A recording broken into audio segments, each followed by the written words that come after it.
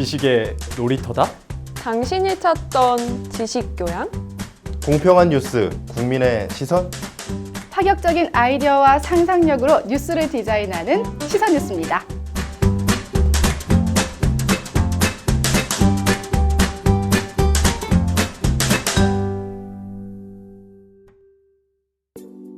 안녕하세요. 건강프라임 김지영입니다. 여름이 오면 가장 두려운 것 중에 하나, 시도 때도 없이 흐르는 땀입니다. 그 중에서도 좋지 않은 냄새를 동반하는 땀 때문에 스스로도 불편할 뿐 아니라 다른 사람들에게도 불쾌감을 줄 수 있죠. 특히 겨드랑이의 땀샘 이상으로 특유의 냄새가 나는 질환을 액취증이라고 하는데요. 이는 겨드랑이뿐 아니라 유방이나 생식기에도 존재하나 대부분의 액취증 환자들은 겨드랑이 냄새를 많이 호소하고 있습니다. 액취증이 생기는 원인은 크게 땀샘과 세균의 작용 때문인 것으로 이해할 수 있습니다. 우리 몸에는 두 가지의 땀샘이 있는데요. 바로 아포크린 땀샘과 에크린 땀샘입니다. 아포크린 땀샘의 분비물은 원래 무균 상태로 냄새가 나지 않습니다.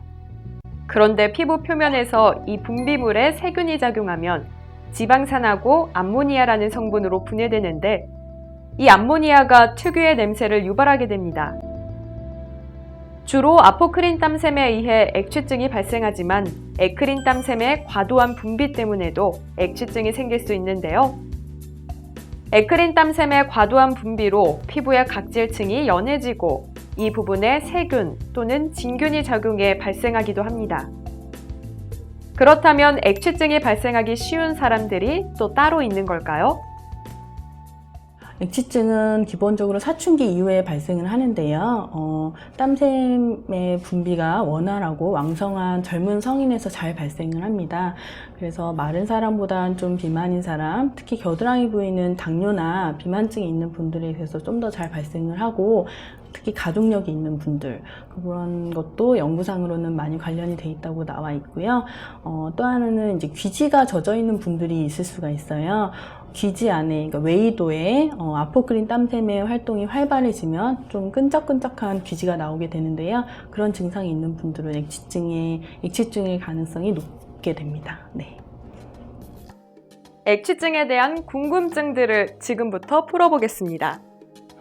가장 먼저 향수나 데오드란트가 액취증 증상 완화에 도움이 될까요? 실제로 많은 분들이 제품을 사용하기도 하는데요. 그 답, 일부 도움이 된답니다. 특히 데오드란트는 살균 작용이 있어서 땀 냄새나 세균의 번식을 억제시킬 수 있습니다. 하지만 근본적인 치료는 될 수 없고 사용 후에는 모공이 막힐 수 있기 때문에 꼭 샤워를 해야 합니다.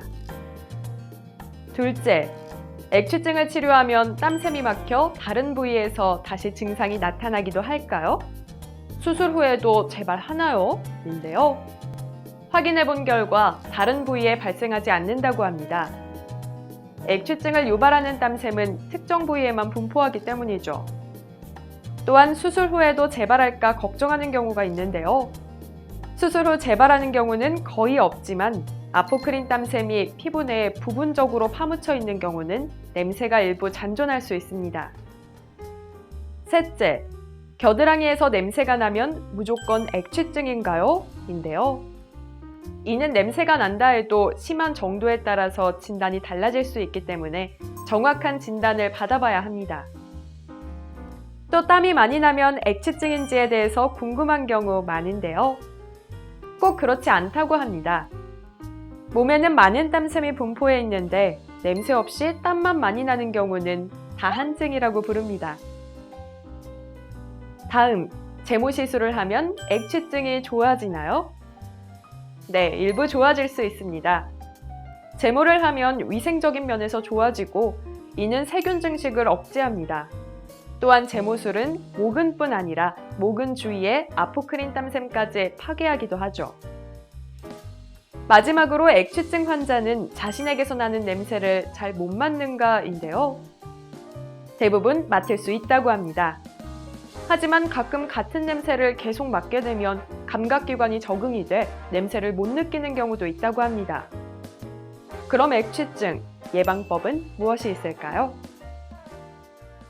우선 겨드랑이 위생에 특별히 신경을 써주시고 겨드랑이 위생을 위해서는 목욕과 샤워를 자주 해주시고 세균의 번식을 억제하시는 게 도움이 될 수 있습니다. 또 통풍이 잘 되는 옷을 입고 땀 분비를 유발하는 매운 음식이나 술이나 이런 건 피하시는 게 좋고요. 그리고 마지막으로 땀 분비 자체를 억제하거나 땀 냄새 억제제를 이용해서 그런 분비를 좀 조절하신다면 도움이 될 수 있습니다. 한국인 100명 중 5명이 액취증을 가지고 있다고 합니다. 액취증 때문에 일상생활에서나 대인관계 등의 사회생활에 스트레스를 받는 분이라면 적극적으로 전문의와 함께 본인에게 맞는 적절한 치료법을 찾아보길 바랍니다. 그럼 지금까지 액취증의 모든 것 건강프라임이었습니다. 건강프라임에서는 질병에 대한 여러분의 사연이나 의견을 받습니다. 많은 제보 바랍니다.